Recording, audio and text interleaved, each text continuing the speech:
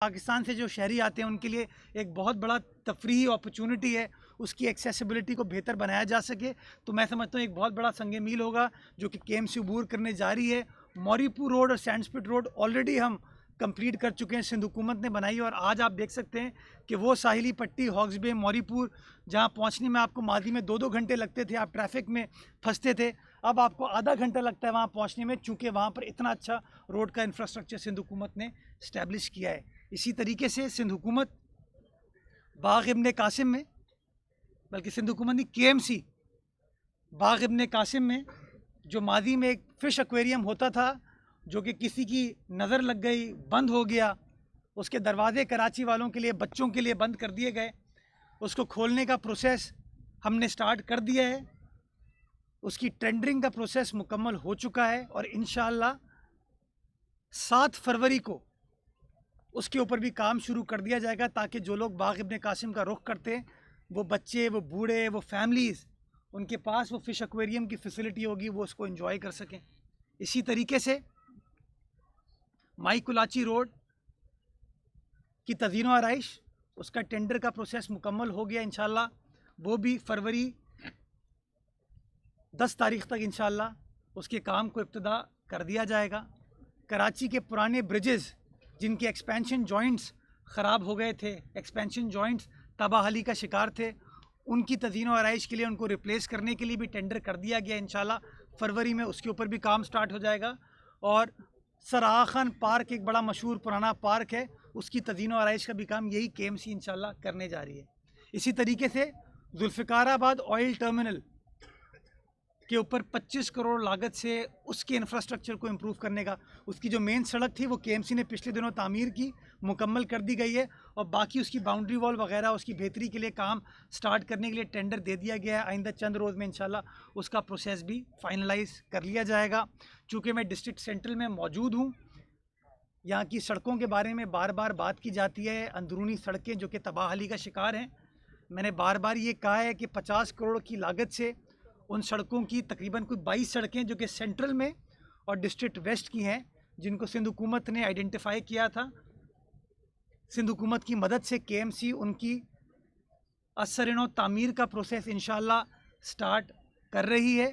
और टेंडरिंग का प्रोसेस बिल्कुल आखिरी मराहिल में, और मुझे उम्मीद है इंशाल्लाह कि 15 फरवरी तक हम काम स्टार्ट कर देंगे उन 22 सड़कों का। तकरीबन 50 करोड़ रुपए की लागत से डिस्ट्रिक्ट सेंट्रल और डिस्ट्रिक्ट वेस्ट की तकरीबन कोई 22 सड़कें हैं जिनकी तज़ीन व आराइश की जाएगी, तामीर की जाएगी, और उसके साथ साथ जो स्ट्रीट लाइट्स हैं यहाँ की, उनको भी बेहतर बनाने के लिए ये तमाम काम किया जाएगा।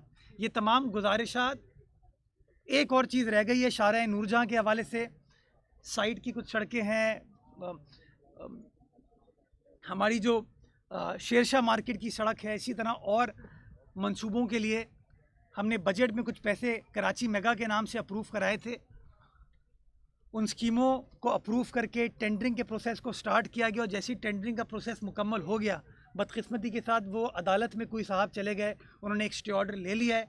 हम कोशिश कर रहे हैं कि वो स्टे ऑर्डर जल्द अज जल्द विकेट हो जाए, ताकि और कोई 14-15 ऐसी सड़कें जो कराची शहर में हमने बनानी है, जिसके बजट में हमने पैसे मुख्तस किए हुए, उसका काम भी इंशाल्लाह स्टार्ट किया जा सके।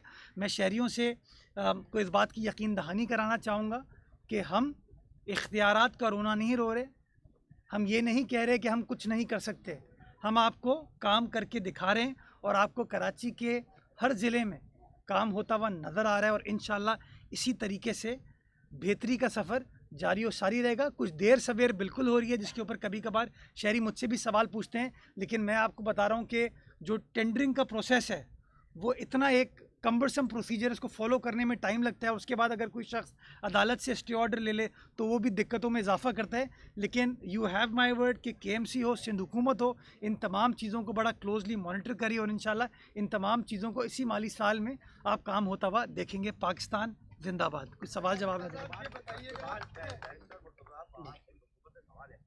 2 फरवरी को कैबिनेट का इजलास हो रहा है, जिसमें बलदियाती इलेक्शन के हवाले से भी अहम फैसले लिए जाएंगे। तो मेरा ख्याल है जून में मुतवक्को है, लेकिन इलेक्शन पीरियड आप शुरू नहीं कर रहे, और फिर जब हल्का बंदी 24 मार्च को वो करेंगे, इलेक्शन कमीशन आप काउंट बना दोगे अप्रैल तक, लेकिन उससे पहले मरदमशुमारी में आपकी यूनियन बढ़ जाएंगी। 50 से ज्यादा यूसी ऑफिस नहीं है, तो मुंतखब नुमाइंदों में ऑलरेडी नहीं, जब मजीद बढ़ जाएंगे 60 हो जाएंगे, वो नहीं है। सिटी काउंसिल जो बल्कि उसमें कराची के पास है, उसमें जाम खान छोरों ने कसिनो राइट कराई थी, तो मैक्सिमम थोड़ी सी बढ़ गई है, लेकिन अब जो मेम्बरान आएंगे वो गुंजाइश नहीं होगी।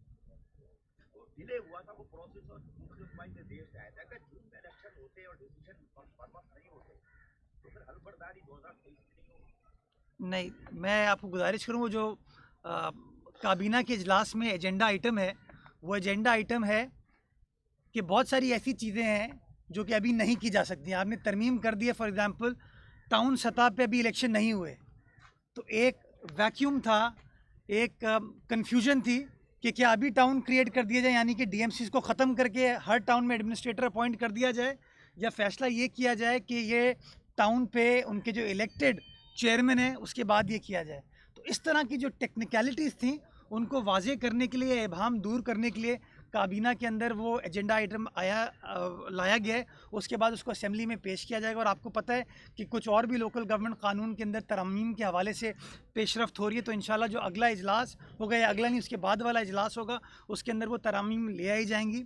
हम कमिटेड हैं कि इलेक्शन एज़ पर शेड्यूल होगा। इलेक्शन कमीशन जो अहकाम जारी करेगा तारीख़ के हवाले से कि जिस तारीख़ को इलेक्शन करना है, हम इंशाल्लाह उस तारीख़ पर इलेक्शन करा के देंगे। जहां आपने कैपेसिटी की बात की सिटी काउंसिल की, सिटी काउंसिल की नंबर ऑफ़ सीट्स में इसलिए इजाफा हो रहा है कि कराची में पहले केएमसी थी और डिस्ट्रिक्ट काउंसिल कराची थी, दोनों की अलग काउंसिल हॉल था। अब चूँकि आपने कराची शहर के अंदर, बल्कि सिंध के हर डिविजनल हेडक्वार्टर के अंदर मेट्रोपॉलिटन कॉरपोरेशन स्टैब्लिश की है, तो इसलिए कराची के अंदर वो डिस्ट्रिक्ट काउंसिल ख़त्म हो गई। और जब वो डिस्ट्रिक्ट काउंसिल ख़त्म हुई, उसके जो गालिबन 38 या 40 मेंबर थे, वो भी अब केएमसी के रुकन होंगे। तो उसकी कैपेसिटी को इंशाल्लाह मेक श्योर किया जाएगा। जो भी ऑनरेबल मेंबर सिटी काउंसिल में इलेक्ट होकर आएगा, उसका ये इस्तेहकाक है कि उसके पास वो कैपेसिटी हो, जगह, और इंशाल्लाह वो तमाम चीज़ें कर दी जाएंगी। एक काम था कि एक नया सिटी काउंसिल का हॉल बनाया जाए। जो अभी मौजूदा हालात हैं उसमें अगर मैं सिटी काउंसिल के हॉल पर काम करना शुरू कर दूं, तो लोग ये कहेंगे कि हमारी सड़क नहीं बन रही, पार्क नहीं बन रहा, अपने दफ्तर के लिए लोग अखराजात कर रहे हैं। तो मैं समझता हूँ this is not the right time to do it. इंशाल्लाह इलेक्टेड लोकल गवर्नमेंट जब आ जाएगी, वो इसके ऊपर बेहतर तरीके से फैसला कर सकते हैं। लेकिन हाँ, उनके लिए जो इंफ्रास्ट्रक्चर बनाने की ज़रूरत है ताकि वो बैठ के काउंसिल ऑपरेशनल हो सके, वो इंशाल्लाह हम करके उनको देंगे।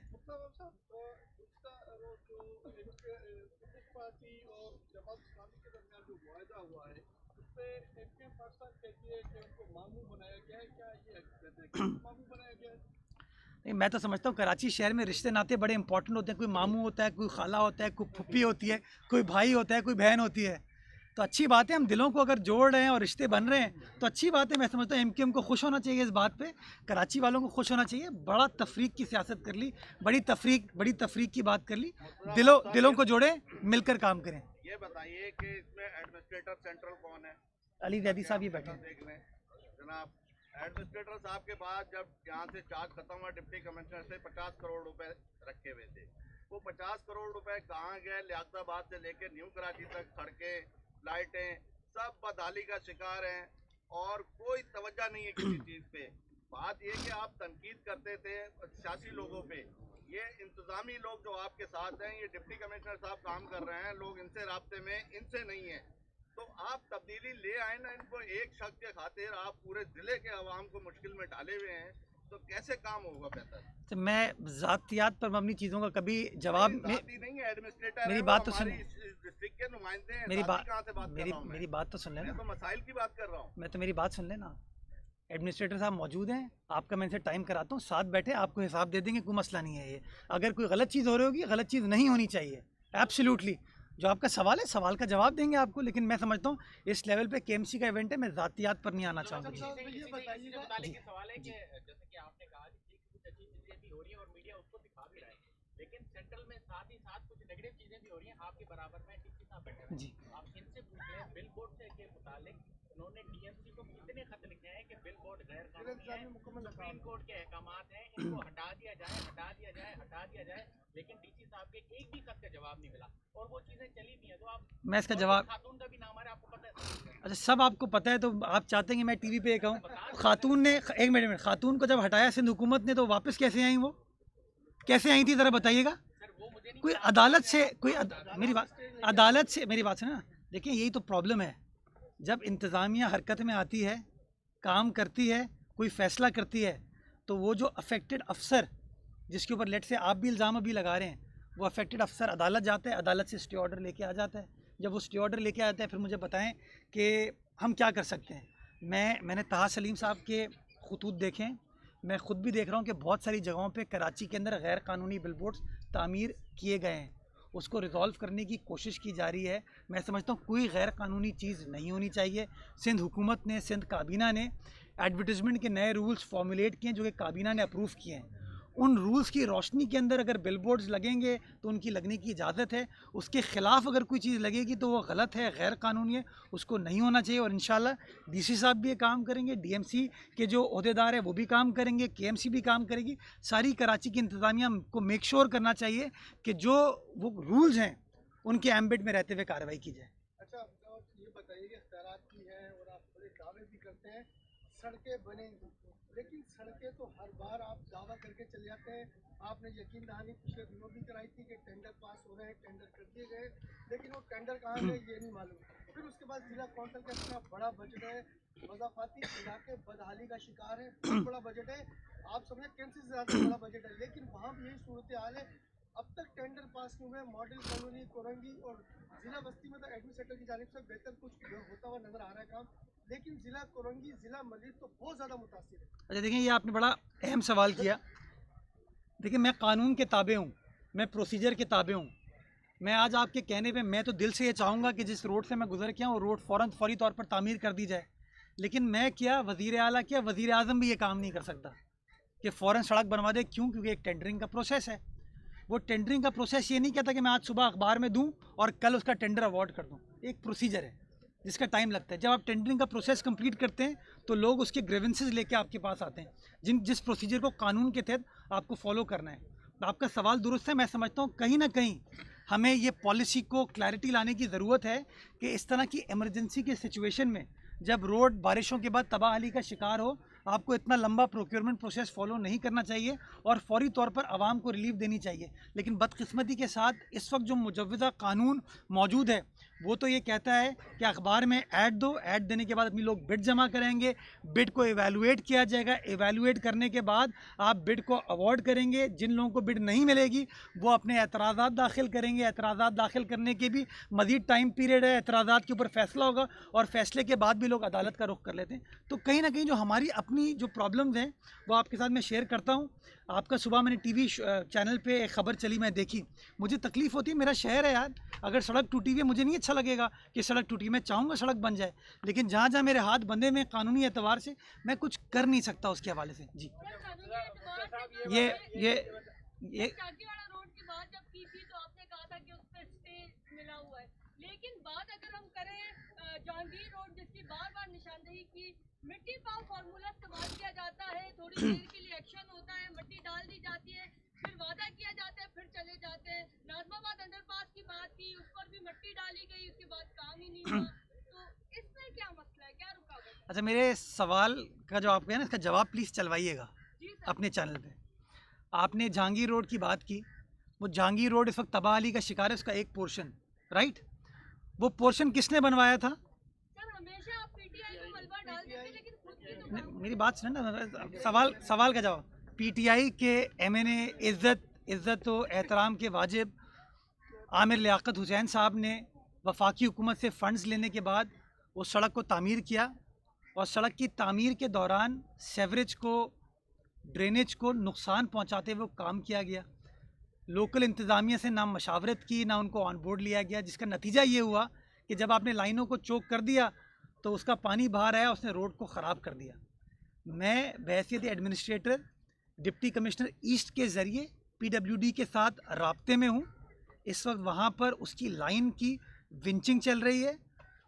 पीडब्ल्यूडी हुक्काम ने इस बात की यकीन दहानी कराई है कि अगले 10 से 12 रोज़ में विंचिंग का काम मुकम्मल होगा और 14 रोज़ का उन्होंने टाइम दिया है कि वो सड़क की तामीर शुरू कर देंगे।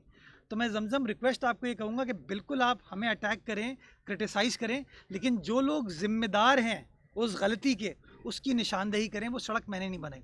आप आ जाए, आप एक मिनट, आप आज मोहसिन भोपाली अंडरपास पे, आप उस पर आपकी तनकीद बिल्कुल जायज़ है। वो तबाहाली का शिकार है। उसकी बुनियादी वजह यह है कि पानी की लीकेज थी उसकी। उस पानी की लीकेज के इशू को पिछले दिनों मैंने एड्रेस करवा लिया है।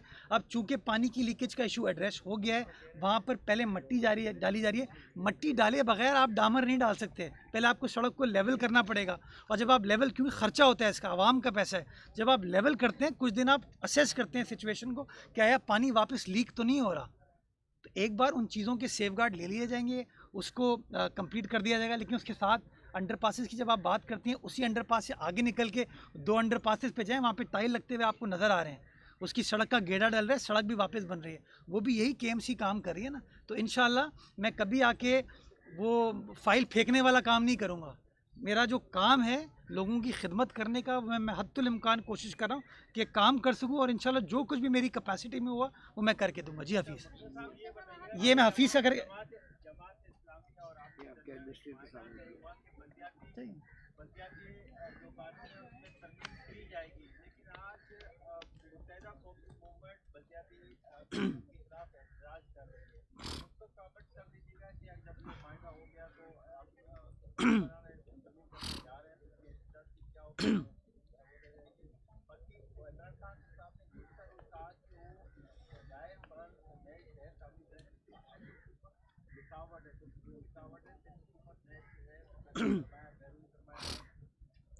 अगर सिंध की मिल्कियत है, सिंध की ज़मीन है, तो वफाक उसको यकतरफ़ा तौर पर इस्तेमाल नहीं कर सकता। ये बिल्कुल ही सिंपल कानूनी उसूल है।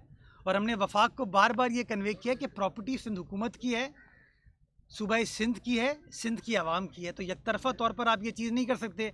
अगर वफाक चाहता है कि नया शहर आबाद किया जाए, वो पीछे हट जाएँ, उस चीज़ से सिंध हुकूमत उसके ऊपर काम स्टार्ट कर देगी। जहाँ तक आपने MKM के एहतजाज की बात की, मेरे भाई, मेरे ख़्याल में कराची वाले पिछले 40 साल की वजह से सरापा एहतजाज हैं। अब वक्त आ गया है कि MKM जो है ना, अब अपनी वो एहतजाज की सियासत ख़त्म करे। जो उनके कुछ नुमाइंदे इस वक्त ताकत के ऐवानों में बैठे हुए हैं, कुछ सेनेटर्स हैं, कुछ वफाकी वज़रा हैं, कुछ MNAs हैं, कुछ MPAs हैं, जो कि इमरान खान साहब की हुकूमत को सपोर्ट कर रहे हैं। मैं समझता हूँ वक्त आ गया है कि अपने वज़ीर आज़म से पूछें कि भाई हमारे आप शहरों में, हमारे गली मोहल्लों में, हमारे इलाकों में आप क्या काम कर रहे हो, इन लोगों के रोज़गार के लिए आप लोग क्या काम करें, इनकी ज़िंदगी को बेहतर बनाने के लिए इमरान खान साहब आपकी हुकूमत क्या काम करिए। ज़्यादा बेहतर होगा कि अपने एहतजाज का रुख वो गवर्नर हाउस या वज़ीर आज़म हाउस की तरफ करें। ये जो बार बार कराची की सड़कें ब्लॉक करके इस तरीके से शहरों को तकलीफ़ दी जाती है, ये गलत है। हम उनके आइनी हक प्रोटेस्ट करने को एहतराम करते हैं। वो प्रेस क्लब पे उस दिन आना चाहते थे, इंतज़ामिया ने उनको इजाज़त दी, लेकिन बाद में उन्होंने रूट डाइवर्ट कर लिया। एहतजाज करने पुरअमन तरीके से किसी पब्लिक स्पेस पे आ जाएं, अपना टोकन एहतजाज रिकॉर्ड करा लें, उनके एहतजाज की खबरें हमें मिल जाती हैं। लेकिन मैं समझता हूँ कि अब जो कानून हम इंशाल्लाह तरमीम के ज़रिए सिंध असेंबली में लेके जाएंगे, वहाँ पर मुत्तहिदा कौमी मूवमेंट के MPAs भी होंगे। वो मशावरत फिर कर सकते हैं through parliamentary process with Pakistan Peoples Party. सड़क पे बैठ के ये मसला इस तरीके से हल नहीं होगा।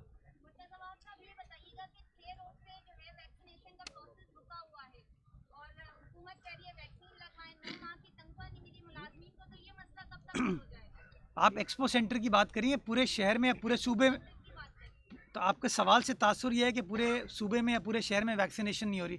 एक्सपो सेंटर में हो रही है, और वहाँ पे एक आदमी गया था लोगों को इश्तिहाल दिलाने के लिए। उसका काम ही, क्योंकि पाकिस्तान तहरीक इश्तिहाल है नाम उन लोगों का, लोगों को मैं समझता हूँ इन मुश्किल हालात में इश्तिहाल नहीं दिलाना चाहिए। हम सब काम कर रहे हैं लोगों की खिदमत के लिए, और जो उनके मसले मसाइल हैं वो माजी में भी हेल्थ डिपार्टमेंट सिंध हुकूमत ने हल किए, आज भी सिंध हुकूमत ही हल करेगी।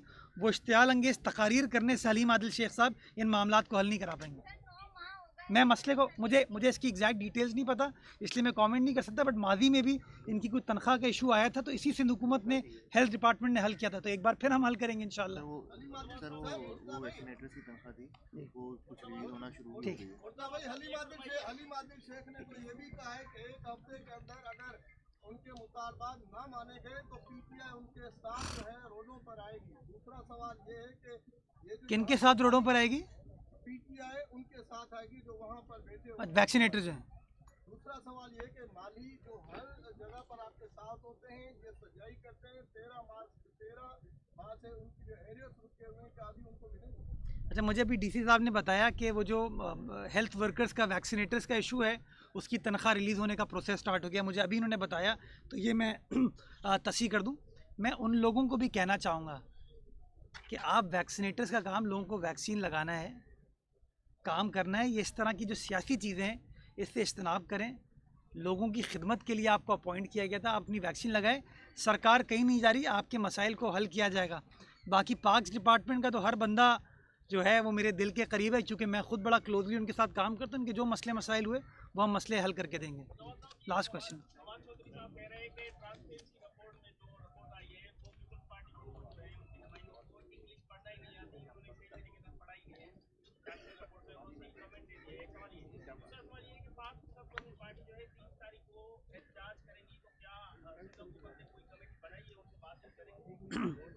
मैं फवाद चौधरी साहब का बड़ा एहतराम करता हूँ। वो सफ़ेद को काला, काले को सफ़ेद कर देते हैं। वो कहाँ से स्टार्ट हुए, किसके पास गए, कहाँ पहुँचे और कहाँ जाएंगे, इसका शायद उनको भी नहीं पता।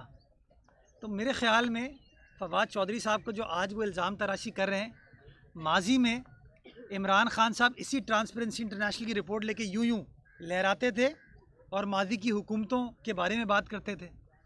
और जो पीपल्स पार्टी की अहलियत के बारे में फवाद चौधरी साहब बात कर रहे हैं, ज़्यादा दूर नहीं, आज से कोई 5-6 साल पहले तक फवाद चौधरी साहब आपके टीवी चैनल पे, मीडिया पे जाके पाकिस्तान पीपल्स पार्टी का दिफा करते थे, हमारी क़यादत का दिफा करते थे। और जब कोई बंदा सवाल पूछता था ट्रांसपेरेंसी इंटरनेशनल के हवाले से या पाकिस्तान पीपल्स पार्टी पर लगने वाले इल्ज़ामात के हवाले से, तो फवाद चौधरी साहब उन इल्ज़ामात को बेबुनियाद करार देते थे और कहते थे कि ये सियासी प्रोसिक्यूशन की वजह से हो रहा है। तो मैं समझता हूँ अभी फवाद चौधरी साहब दूसरी राह पर गामजन हो गए, वापस घूम फिर के कहीं और आ जाएंगे। तो छोड़ दीजिए इसको। पाकिस्तान पीपल्स पार्टी आवाम के साथ थी, आवाम के साथ है और इंशाल्लाह आवाम के साथ रहते हुए लोगों की खिदमत करेगी। Thank you.